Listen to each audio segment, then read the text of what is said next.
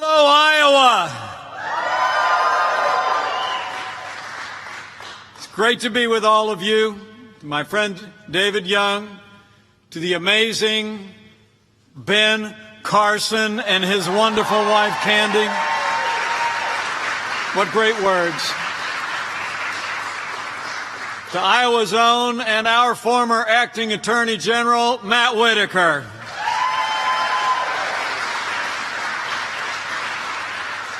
To all my fellow Americans from near and far, it is great to be back in the Hawkeye State, especially be here at Carter Lake with Tyler Owen and all the great men and women of one of the premier manufacturing facilities in the country, PVS Structures.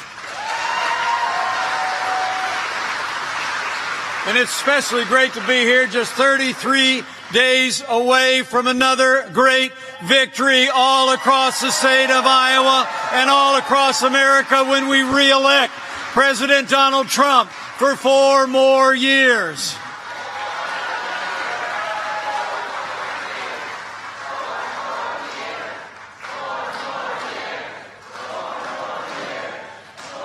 So thank you all for coming out today. It really is wonderful to see you and the warm reception we arrived since we landed on the other side of the river. But it is great to be with you all. Please, if you got a seat, grab one. I got a lot to say. You know, it's a privilege to be here with all of you. But I also want to mention that 7th generation Iowan that you just heard from.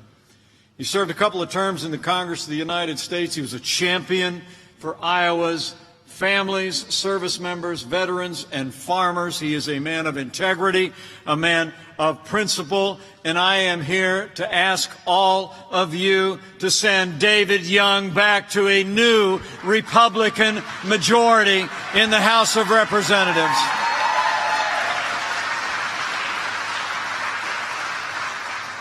But David Young and I are really here for one reason and one reason only. Just like all of you, we know that Iowa and America need 4 more years of President Donald Trump in the White House. It's on Carter Lake, and the road to victory goes straight through Iowa.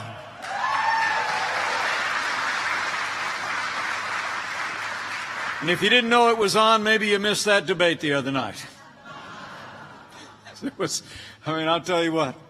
President Donald Trump took our case to the American people, and he took the fight to Joe Biden, and we're going to keep on fighting for 33 days all the way to victory on November the 3rd.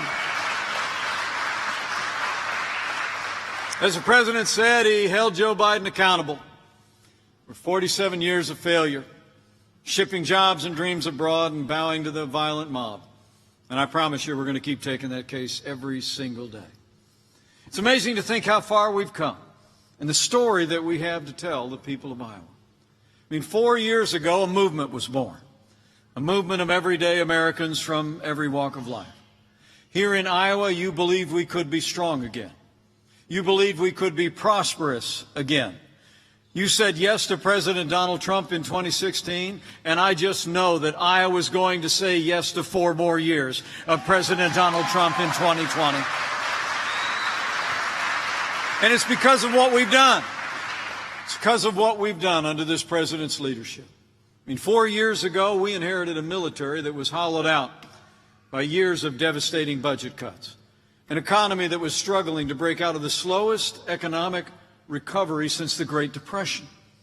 Terrorism was on the rise around the world, and we witnessed a steady assault on our most cherished values and liberties.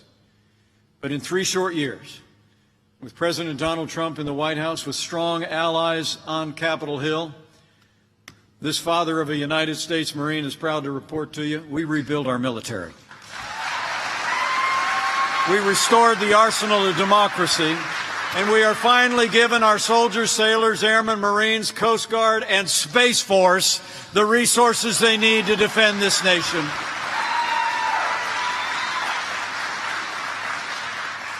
I mentioned to you my son's a Marine, but my unworthy son-in-law is a Navy pilot. He's actually currently deployed, serving overseas.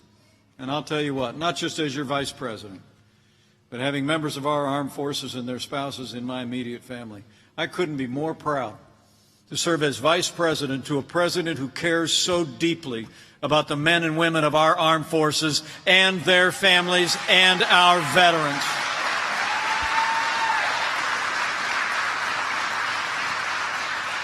Under the President's leadership, we've stood with those who serve, and we've stood with all of you who wore the uniform of the United States as never before.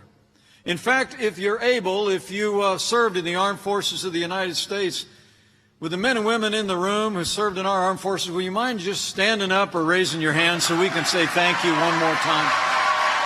Thank you. Thank you for your service.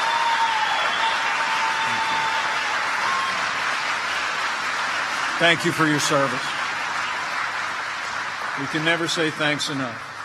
You know, it's amazing to think when Joe Biden was vice president, America lived through years of scandal at the VA that literally shocked the conscience of the nation. We saw one story after another. Literally tens of thousands of our veterans passed away waiting for the care that they had earned in the uniform of the United States. But when President Donald Trump came into office, we passed the Veterans Accountability Act, the most sweeping reforms of the VA in 50 years. We fired thousands of VA workers that were not providing the health care that our veterans deserve, and now Veterans Choice is available for every veteran in America.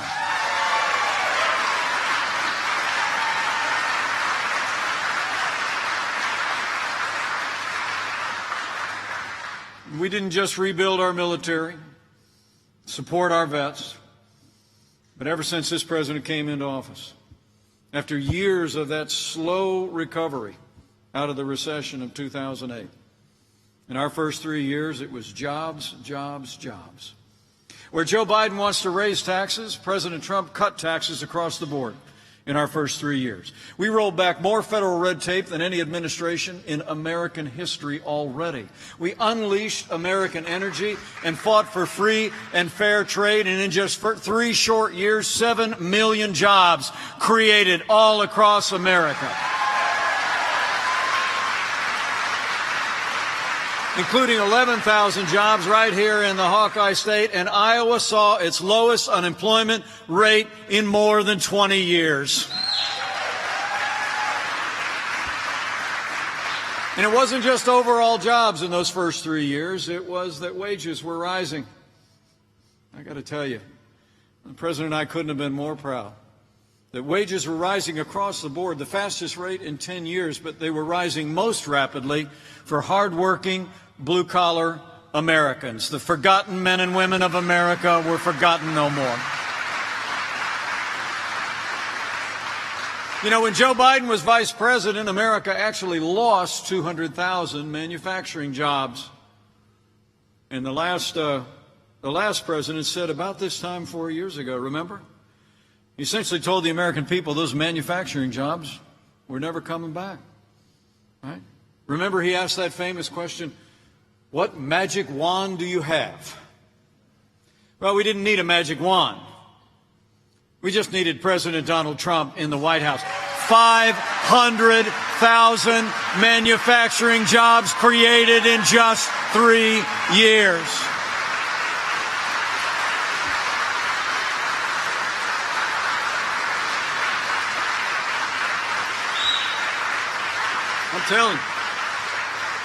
I'm telling you, you know, I come from another I state. I'm from Indiana. It's a whole lot like Iowa. We got a Hoosier in the room. That's encouraging. I got to tell you, you know, Iowa, like Indiana, you know, you do 2 things really well. You make things and you grow things. And I want to promise you, you have a president who is a champion for the American people who make things. We're going to fight to make manufacturing bigger and better than ever before in the next 4 years.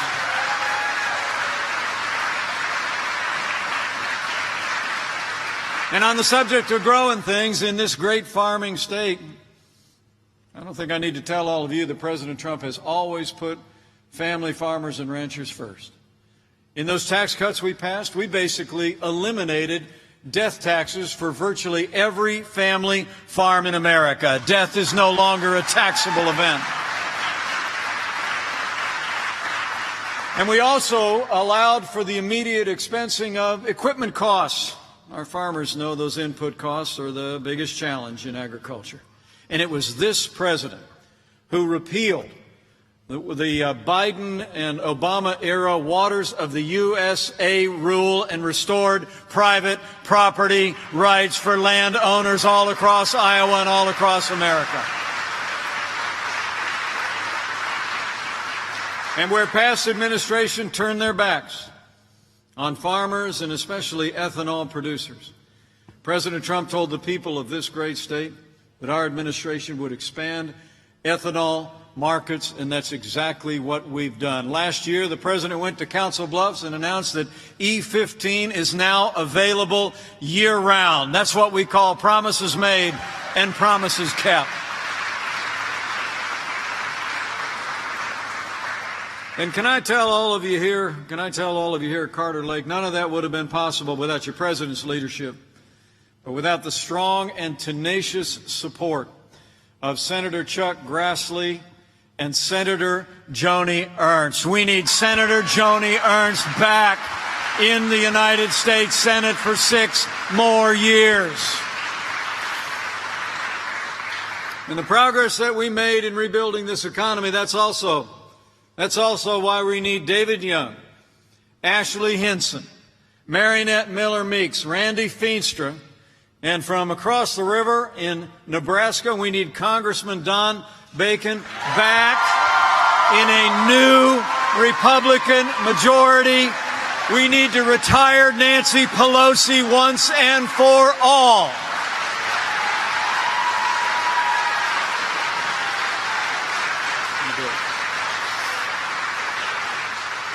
So in those first 3 years, with great allies just like those men and women, we stood strong for our national defense, with our veterans, for jobs, with our farmers and our ranchers. And President Donald Trump has stood for the rule of law every single day. I'm proud to report to you, as we stand here today in Iowa, this president has already seen confirmed more than 200 conservatives to our federal courts at every level, including Justice Neil Gorsuch and Justice Brett Kavanaugh. And I can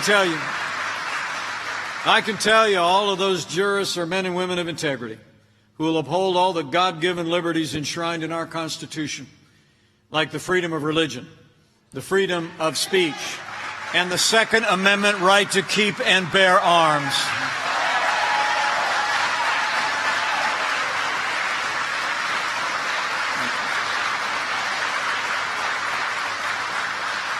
Now, 1 week ago, as a nation, we paused to honor the life of service of Justice Ruth Bader Ginsburg.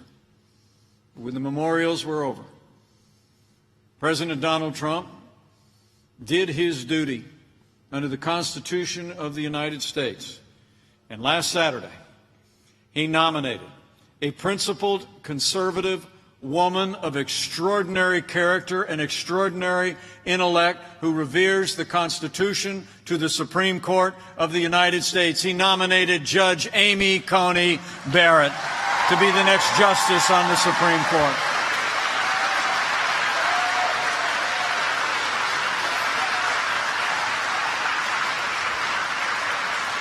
I had the privilege of escorting Judge Barrett to the United States Senate earlier this week. She's in the process of making the rounds. Next week, we expect, in about a week or so, there'll be a hearing on Capitol Hill. And then there'll be a vote. But I'll tell you what, as members of the Senate in the Republican Party, and I believe and hope members in the Democratic Party, see her character, understand her intellect, see her deep commitment to the Constitution of the United States of America after they provide advice and consent, I believe that Judge Amy Coney Barrett is going to be Justice Amy Coney Barrett. We're going to fill that seat on the Supreme Court of the United States. So we've stood for the rule of law, strengthened the constitutional foundations in our country through the appointment of principled men and women to our courts. And President Donald Trump has stood every day with the men and women who serve on the thin blue line of law enforcement, and we always will.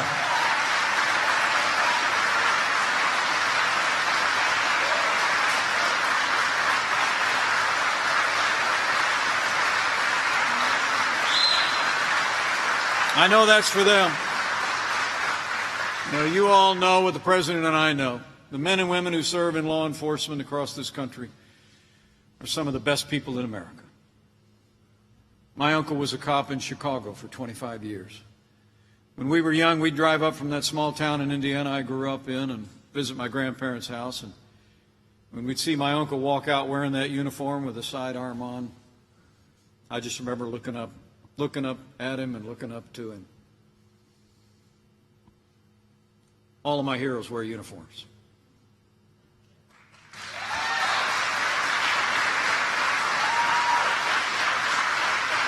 And those who serve in law enforcement deserve the respect of every American every day.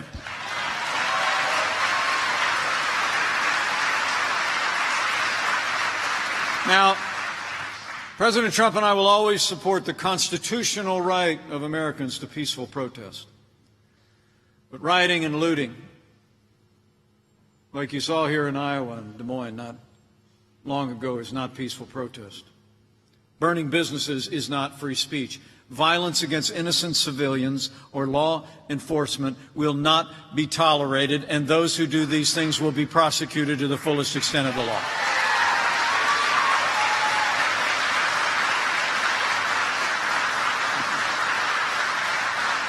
Now, for months, all Joe Biden ever talked about was peaceful protesters, remember? All summer long. As people in our major cities literally watched their streets and businesses burn. The truth is, Joe Biden would double down on the very policies that have led to violence in America's cities. When you erode support or signal a withdrawal of support from those who serve and protect, you only embolden those who would do harm to our families. Now, Joe Biden justifies all of it by saying that America is, in his words, systemically racist. And he said that police have a, quote, implicit bias against minorities. When he was asked if he'd support cutting funding for law enforcement, Joe Biden replied, yes, absolutely. But let me make you a promise. Under President Donald Trump, we're going to back the blue. We're not going to defund the police, not now, not ever.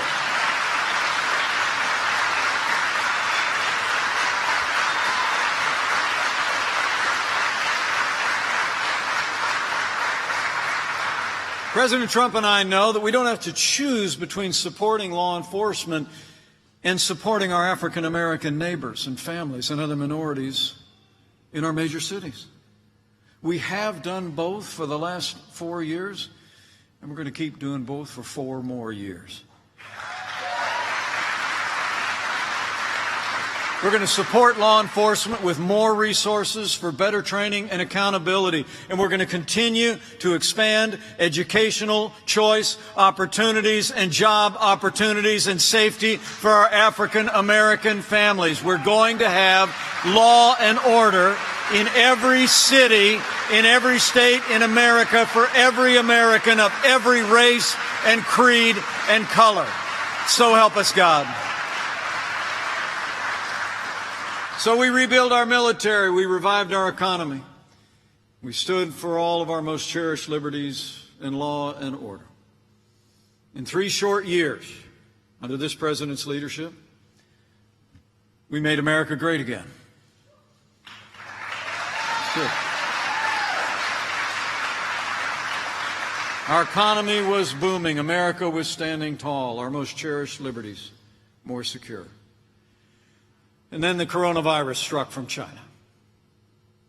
But I'm here to report to you that before the first case of community transmission occurred anywhere in America, President Donald Trump did what no American president had ever done when he suspended all travel from China, the second largest economy in the world. Now, Joe Biden said that was hysterical and xenophobic. But as the head of the White House Coronavirus Task Force, I can tell you firsthand, President Trump's action saved untold American lives, and it bought us invaluable time to stand up the greatest national mobilization since World War II. It's true.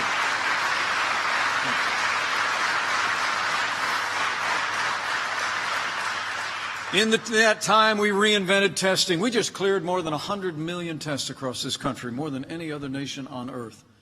And we just purchased 150 million new tests that are being distributed all across the nation, little 15-minute tests you can carry in your shirt pocket. We saw to the manufacturer, working with industries just like this one, manufacture personal protective equipment and saw billions of supplies delivered to hospitals and nurses. And I believe the American people can be proud that no American who ever required an ICU bed was ever denied an ICU bed, and no American who required a ventilator was ever denied a ventilator anywhere in the United States.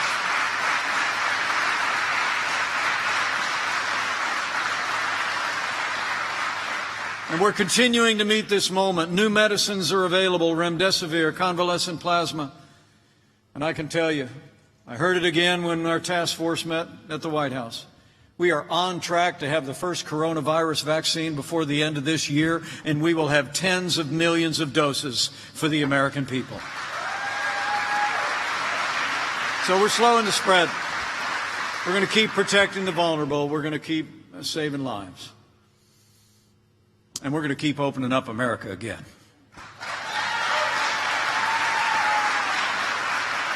Having lost 22 million jobs at the height of this pandemic, I'm proud to report to you, with a jobs report just around the corner tomorrow, that as of today, 10.6 million Americans have already gone back to work, including 97,000 people right here in the Hawkeye State.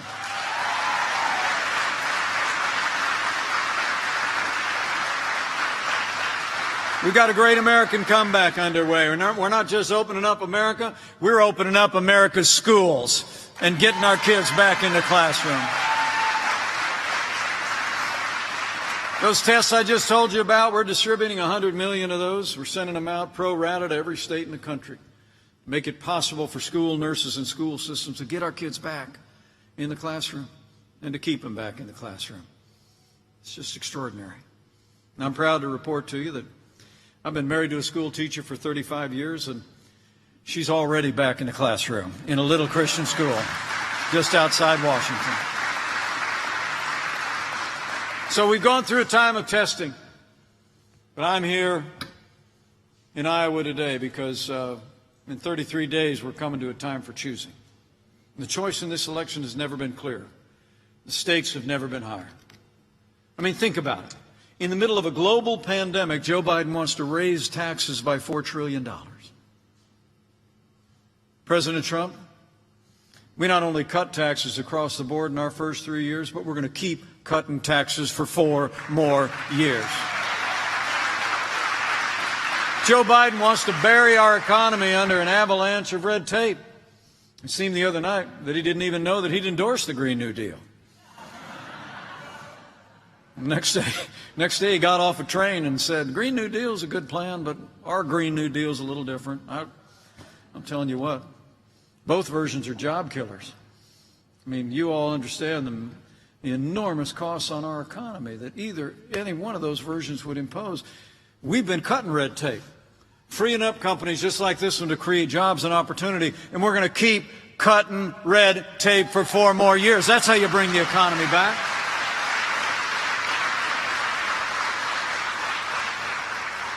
And Joe Biden's for open borders, sanctuary cities, free health care for illegal immigrants. President Donald Trump made record investments in border security.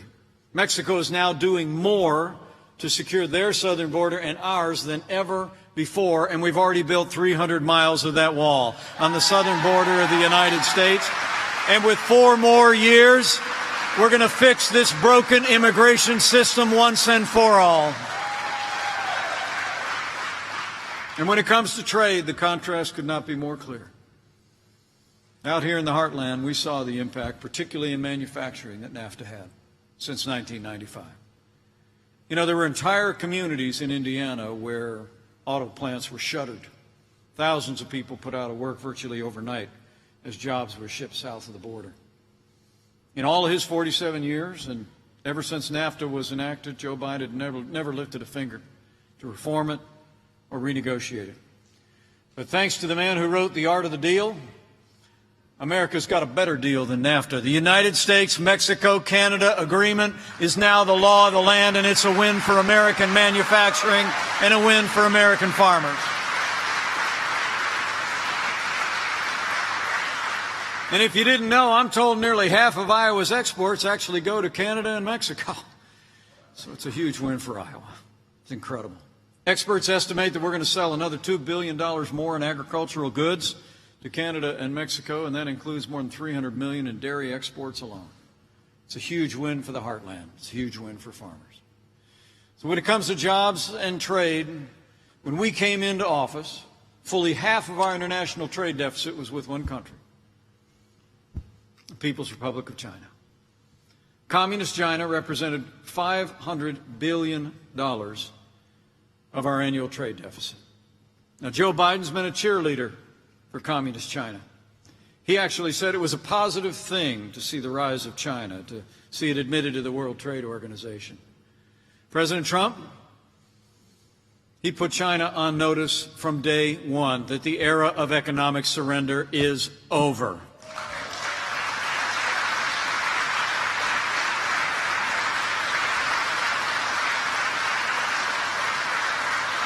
This president stood strong. We imposed tariffs on China, and when China started to retaliate against American farmers, we made more than $15 billion in direct support available to farmers from what we were collecting in those tariffs. Now, believe it or not, Joe Biden actually wants to repeal all the tariffs that President Trump put into effect to level the playing field for American workers. But we're not going to let it happen. With 4 more years of President Donald Trump in the White House, we're going to stand strong with China until they open their markets and respect American jobs and American workers. I promise you, men and women, we've made incredible progress in security and in prosperity. But the choice that we face in this election is also about our most cherished values.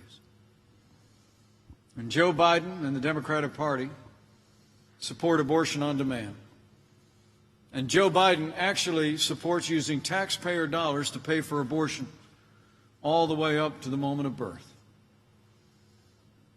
My part, I couldn't be more proud to be vice president to a president who stands without apology for the sanctity of human life. President Donald Trump is the most pro-life president in American history. It's true.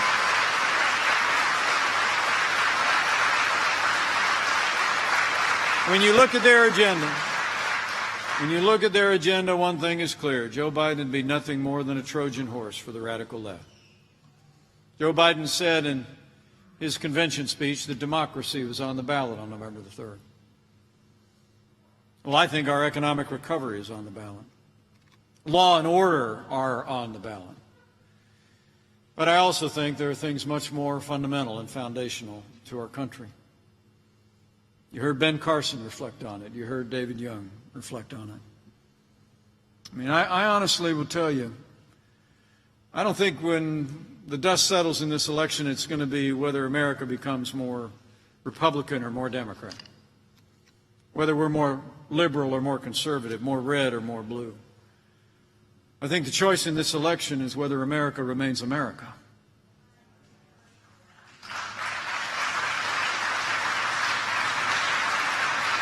Whether we're going to continue to chart a course based upon freedom and our highest ideals and our most cherished liberties and values, or whether we're going to let Joe Biden and the Democratic Party and the radical left take us on a completely different path to a place America has never been before. That's why, men and women of Iowa, we've got to decide right here and right now that Joe Biden will never be president of the United States of America. We're going to re-elect President Donald Trump for 4 more years.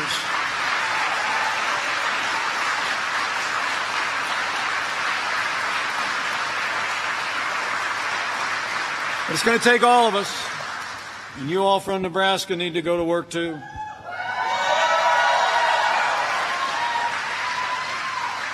You got to bring this enthusiasm. You got 33 days to go. I promise you, as I said at the top, we're going to keep fighting every single day. I'm going to be in Salt Lake City next Wednesday night. We're going to do our best to take our case one more time to the American people and take the fight to the Biden-Harris agenda. But we need you to go out and tell your neighbors and friends what 4 more years means. I mean, just tell them. Say, I ran into Mike over at PVS. And he's talking about everything that we've done in the first 3 years, this great American comeback that's underway. But he was just excited about what we could do with 4 more years. I mean, 4 more years means more jobs. 4 more years means more judges. 4 more years means more support for our troops. And you tell him I said it's going to take at least 4 more years to drain that swamp.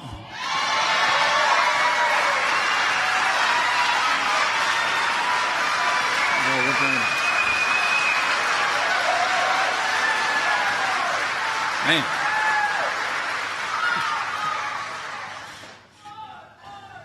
I love her enthusiasm. But thank you for that. Thank you for being here today. I just encourage you to leave here today with renewed faith. Well, you turn on the television anymore, and not that anything different. The last 3.5 years, it's been, with one network exception, it's been ongoing negativity, ongoing criticism, right? But this president has turned his face like flint against the wind every day. And I can tell you firsthand, my friend, your president, has never stopped fighting to keep the promises he made to the people of Iowa and Nebraska. Now it's your turn to fight for him.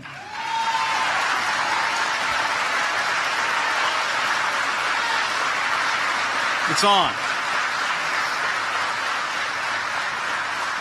So go tell your neighbors and friends at worship and at work all that we talked about here today. And tell them that the road to victory rolls right through Iowa, rolls right through Nebraska. And do your part to make sure and elect those great allies and re-elect those great allies. Made it possible for us to move our nation forward as we have in all these days. And if you're of a mind to bow the head and bend the knee from time to time, over the next 33 days, I encourage you to do that too. Because I love that ancient verse that if his people who are called by his name will humble themselves and pray, he'll do like he's always done throughout much more challenging times in the life of our nation. A good book tells us words that we want to hear today. He'll hear from heaven, and he'll heal this land.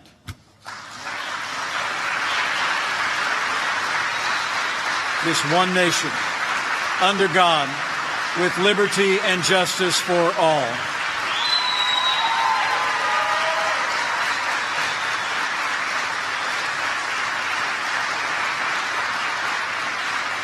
So thank you again. This has been great fun. I look forward to a quick hello before I slip away. I'm off to Des Moines and then back to Washington. But I leave here with renewed confidence. I really do. A pastor friend of mine said one time, everybody's under-encouraged. And you've been an encouragement to me. And I can't wait to tell the president about the enthusiasm I saw here at Carter Lake. And I just know if you'll carry this same enthusiasm all across Iowa and all across Nebraska in the next 33 days. If you work like it all depends on us and you pray to him on whom it does depend. I know we're going to make Iowa and Nebraska more prosperous than ever before. We're going to make Iowa and Nebraska safer than ever before.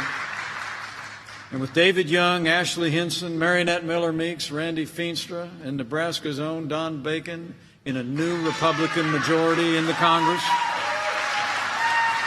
with Senator Joni Ernst in a renewed Republican majority in the United States Senate.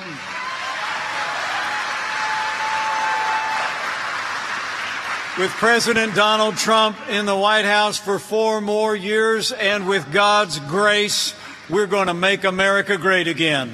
Again. Thank you very much. God bless you and God bless America.